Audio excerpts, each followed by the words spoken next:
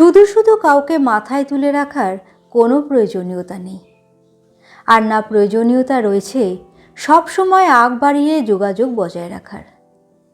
সুসম্পর্ক রেখে দেওয়ার জন্য নিজের খারাপ লাগা কথাগুলোকে না জানানোর প্রয়োজনীয়তা নেই।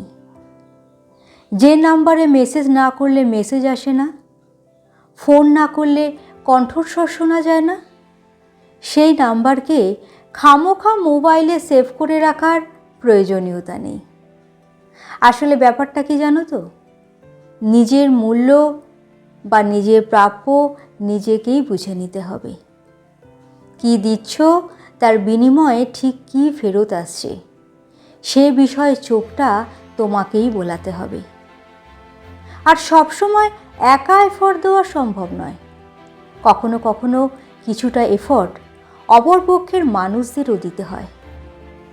আর সবথেকে সহজ সরল কথা হলো, বিনামূল্যে যা বিতরণ করা হয় তার মূল্য এই পৃথিবীর কোনো দরজায় নেই।